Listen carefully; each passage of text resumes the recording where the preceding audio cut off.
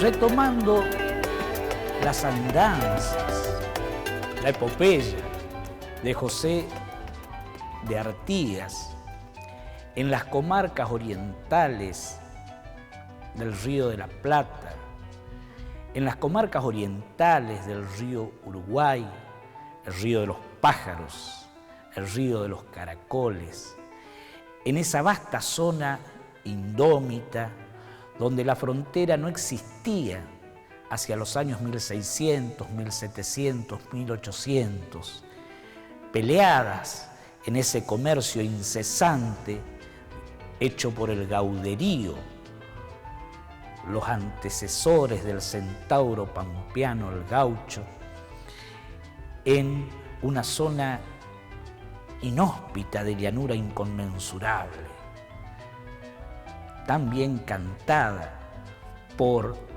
el poeta que acompañara a José de Artigas en sus andanzas por el Uruguay. Nos estamos refiriendo al antecedente o antecesor de la poesía gauchesca rioplatense. Bartolomé Hidalgo escribía los cielitos, las rimas que enmarcaban y daban poesía a las noches en los fogones que hacía la soldadesca gauchesca artiguista en la soledad pampeana de la llanura del Río de la Plata. El gaucho rioplatense, arquetipo del centauro, vivía de a caballo. El caballo era su arma, el caballo era su hábitat, el caballo era su morada.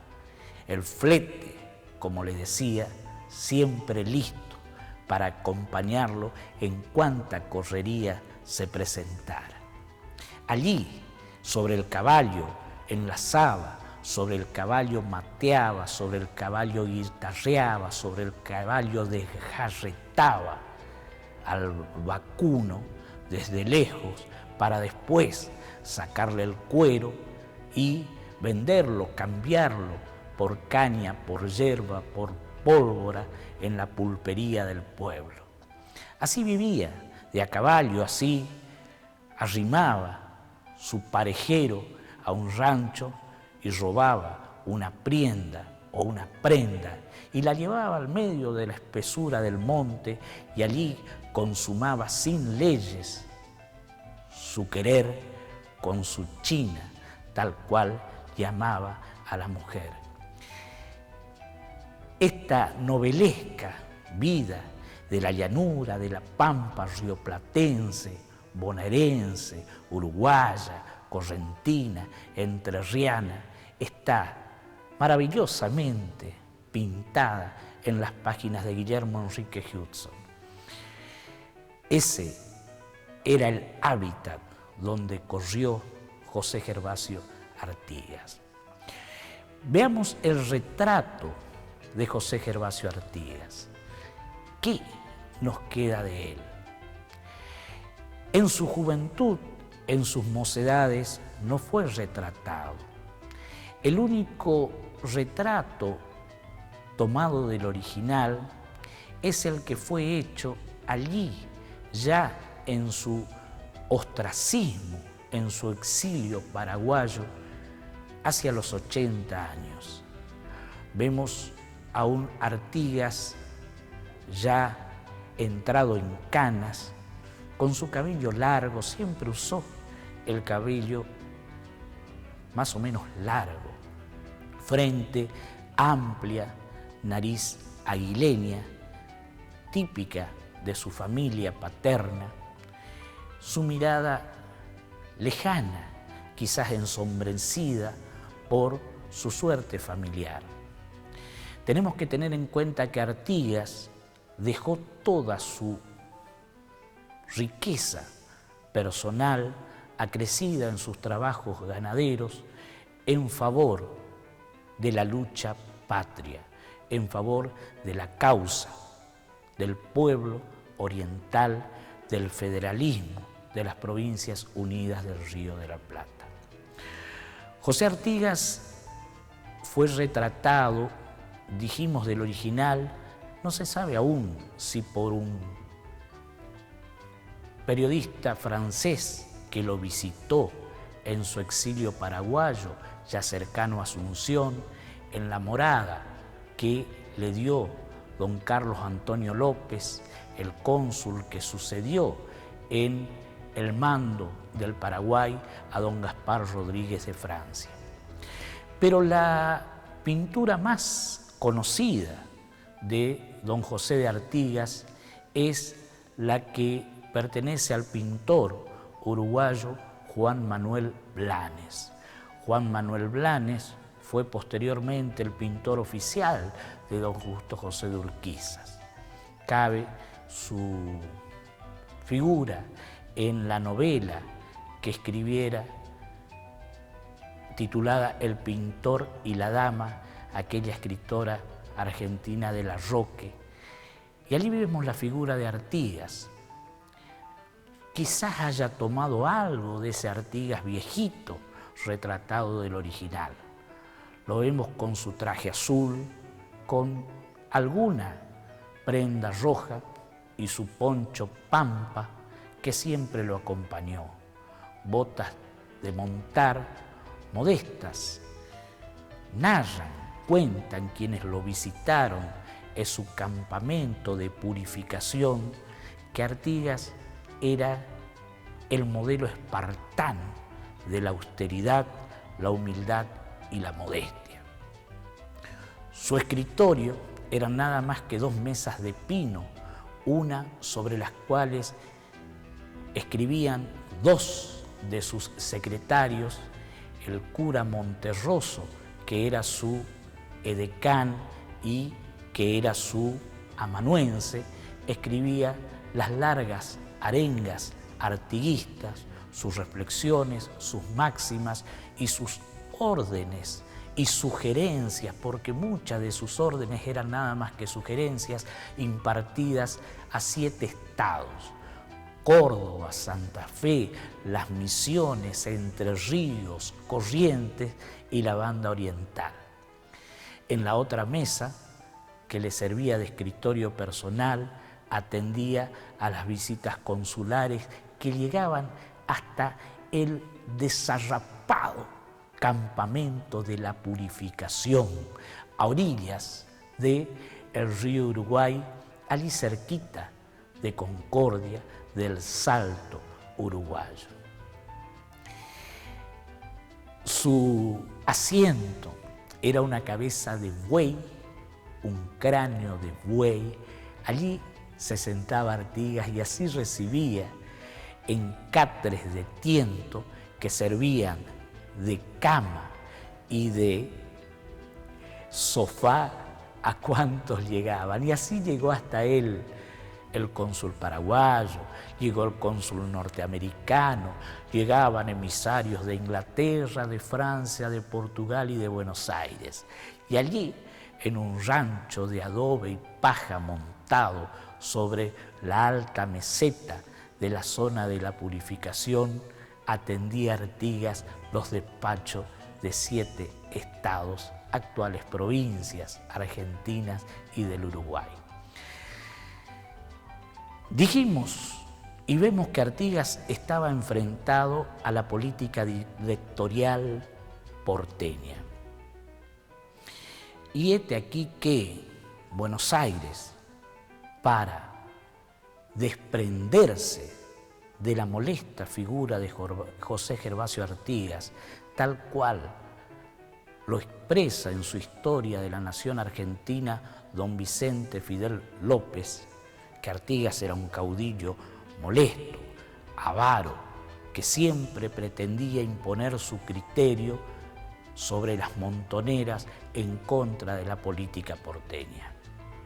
Que estuviera en contra de la política porteña, sí, así fue. Pero Buenos Aires, en lo que podemos decir históricamente fue un desacierto político, geoestratégico, unió su ardid contra Artigas al Portugal. Buenos Aires, primero a través de Alvear, Carlos María, y después a través de don Juan Martín de Pueyrredón, atenazó a Artigas y al Uruguay, haciendo penetrar en territorio uruguayo fuerzas portuguesas. Cuando Artigas proclamó en 1815 la independencia, allí en Arroyo de la China, en el Congreso de Oriente del 29 de junio de 1815, Buenos Aires invoca la protección portuguesa para atacarlo a Artigas.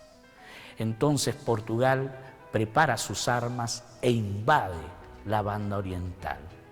Entonces Artigas, en 1815, 1816, cuando las provincias centrales con Buenos Aires a la cabeza declaraban la independencia en el Congreso de Tucumán el 9 de julio de 1816, Artigas estaba enfrentado a dos tenaces pinzas que lo envolvían y lo acribillaban desde el oriente. La invasión portuguesa, comandada por Lecor, un almirante feroz, y desde Buenos Aires las tropas directoriales mandadas una tras otras a sus provincias coaligadas por Pueyrredón. Artigas se batió valerosamente contra ambas pinzas. Allí se batieron realmente sin ninguna posibilidad ni numérica ni armamentística de afrontar adecuadamente a las dos potencias, porteña y portuguesa, los caudillescos que acompañaban a Artigas. Rivera, después presidente del Uruguay, Lavalleja, que después hiciera la patriada de los 33 orientales y lograra anexar la provincia cisplatina de los portugueses a las provincias unidas del Río de la Plata, tal su origen político hispánico rioplatense. Los comandantes guaraníes, paraguayos que peleaban con Artigas, lograron ya en 1820 doblegar la cerviz porteña. Don Estanislao López, gobernador de Santa Fe, y Francisco Pancho Ramírez llegaron en 1820 hasta las puertas de Buenos Aires y en la batalla de Cepeda derrotaron a las tropas porteñas al mando de José Rondó. Cae de este modo el último directorio porteño bajo las tropas federales de don José de Artigas, mandada por su lugarteniente López y Ramírez. Allí, la ardid porteña, a través de Manuel de Zarratea, ese archienemigo permanente de Artigas, logró que el Tratado del Pilar, si bien reconociendo por primera vez el sistema federal de Estado como base sobre la cual se organizaría el Estado argentino o de las Provincias Unidas del Río de la Plata, se tornara presta y prontamente contra José Gervasio Artigas, el protector de los pueblos libres, aquel que había logrado reunir 7 estados bajo la Liga de los Pueblos Libres, está atacado internamente. Buenos Aires usa su diplomacia maquiavélica y arma a Pancho Ramírez, Francisco Ramírez, lugartenientes de Artigas, para que éste lo persiga por todo el litoral argentino. Pero otra figura peleaba contra los portugueses y a él debe Corrientes el que la frontera del río Uruguay no haya sido pasada por los portugueses, o que habiendo pasado los mismos volvieran sobre sus pasos y sea el límite actual de la República Argentina. Andrés Guazurarí o Andrés Guacurarí, ahijado o hijo político de don José Gervasio Artigas. Andresito, tal cual su podo, Artiguiñas, tal cual le llamaban los portugueses, era un jovencito indio tape o tapé, nacido en Santo Tomé, conforme algunos historiadores, conforme otros, en la actual San Borja, que eran misiones jesuítico-guaraníes. Nacido allá por los mismos años que naciera José Francisco de San Martín en Yapeyú. Andresito Artigas participó de la expedición de Manuel Belgrano al Paraguay y de allí, a su regreso, fue cooptado y pasó a formar parte de las huestes artiguistas. A tal punto llegó el grado de confianza que le tenía don José Gervasio de Artigas que lo nombró comandante militar de las misiones, con asiento en Santo Tomé, con asiento en Yapeyú.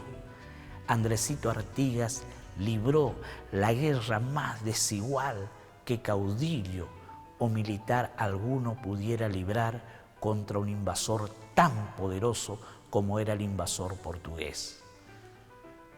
El coronel Chagas, nombrado por el rey de Portugal para atacar a Artigas y Andresito, fue el encargado de ocupar y desolar los territorios de las misiones jesuítico-guaraníes. Aclaro, desolando, haciendo tierra arrasada de los pueblos misioneros que quedaban en el actual territorio correntino. Asoló, desoló, incendió San Carlos, Apóstoles, Santo Tomé, La Cruz y Yapeyú. Los habitantes yapeyuanos debieron internarse en las islas, dejando y viendo incendiarse su territorio al pie del invasor portugués. Estos pueblos terminaron rearmándose, rehaciéndose recién hacia los años 1860 y tanto.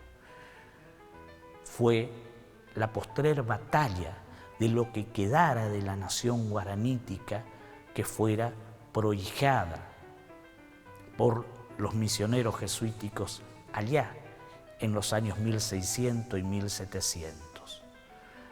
Andresito se plantó y coadyuvó y ayudó a Artigas en esa lucha desigual contra los portugueses y los porteños. A tal fin, también colaboró, y es dable destacar, al jefe de la flota artiguista de los pueblos libres, un legendario marino irlandés, Pedro Campbell, el gringo, que había desertado o había quedado de las tropas de la primera invasión inglesa a cargo de Beresford, fue el encargado de cuidar los ríos de las ligas de los pueblos libres. Pedro Campbell, el gaucho criollo, dice que tenía una larga melena sucia de barro y de polvo, una larga barba rubia y unos tientos de cuero crudo que cubrían su cuerpo con 2 espuelas nazarenas que enmarcaban su paso. Así él fue el encargado de cuidar el río Paraná contra las ordalías de los barcos porteños que pugnaban por violar las leyes de Artigas en su gobierno desde 1814 hasta 1820 de nuestra tierra. Como vemos el devenir, Artigas debió batirse en el oriente contra los invasores portugueses. En distintas y desiguales batallas fueron perdiendo uno a uno sus caudillejos el territorio de la banda oriental al paso de las tropas invasoras luso-portuguesas. Desde las provincias del Mediterráneo argentino, Córdoba, Santa Fe, la política porteña fue haciendo medias y así fue conquistando Córdoba, fue adhiriendo Santa Fe a la política directorial porteña. Dijimos que en 1820, tras el Tratado del Pilar entre Buenos Aires, Estanislao López y Francisco Ramírez, comienza el ocaso de la figura artiguista. La estrella de don José Gervasio Artigas comienza a declinar poco a poco. Una feroz, sangrienta, desigual batalla en Tacuarembó, en los límites entre el Uruguay y el Brasil actual. 3.000 soldados de las huestes artiguistas enfrentaron solitariamente al invasor portugués. Miles de los indios guaraníes que acompañaban a Artigas perdieron la vida en esa batalla de Tacuarembó. Y el caudillo oriental entonces cruzó por última vez el río Uruguay y se guareció en nuestra provincia de Corrientes. Y de acá debió hacerse frente a el ya gobernador que pactara con los porteños y que se diera vuelta y traicionara a su protector de los pueblos libres. Don Pancho Ramírez lo ataca y lo persigue en una hazaña de tigre por todas las hondonadas, las lagunas, la llanura, los pajonales, los montes correntinos. Artigas se bate valerosamente contra Ramírez y Ramírez lo persigue sin tregua, día y noche, sin descansar, comiendo su tropa de los caballos cansados para no perderle los pasos a Artigas, que aún ya con nada más que 100 hombres que lo acompañan de su viejo y legendario ejército, trata de hacerle frente una y otra vez. El último pueblo que cobija a Artigas en este paso perdidoso de su perdida lucha por los principios federales es Concepción del Yaguareté Corá, el viejo corral de tigres de Concepción. Artigas vadea el Miriñay y va corriendo las lagunas Iberá y Luna hasta que finalmente, antes de trasponer el territorio argentino rumbo al Paraguay, vienen 2 caciques del Chaco a ofrecerle sus huestes indígenas para seguir la lucha. Este caudillo, que siempre ha tenido el acompañamiento de las masas más olvidadas de la revolución, los indios, los gauchos, los criollos, mestizos y desarrapados, esclavos escapados de sus amos, fueron las huestes que acompañaron a Artigas hasta su última morada. Cansado, denostado y habiéndosele dado vuelta a cada uno de sus caudillos que lo acompañaron, Artigas perdió en 1820 también la compañía de Andresitos, que había sido capturado en la zona de Santo Tomé, había sido apresado y llevado a las mazmorras de Porto Alegre, a las mazmorras de Río de Janeiro. Dicen que el tenaz Andresito fue llevado con sus indios apresados, atados unos a otros por el cuello con cuero crudo y mojado, que al secarse con los rayos del sol se volvían tenazas más duras y flagelantes que el acero. De tal modo, Artigas, perdiendo a su lugarteniente Andresitos, quedó, reiteramos, solo en su lucha desigual. Invitamos a quien quiera conocer y gustar de estas andanzas patrias de don Andresito, conocer dos libros muy bien logrados, uno de los cuales adjunta los documentos del mismo, donde están los mapas de la época, donde están transcriptas las cartas y documentación inherente a su andar, que es el libro escrito por profesores misioneros de la provincia argentina de Misiones, Canteros y Machón, Andrés Guacurarí y Artigas.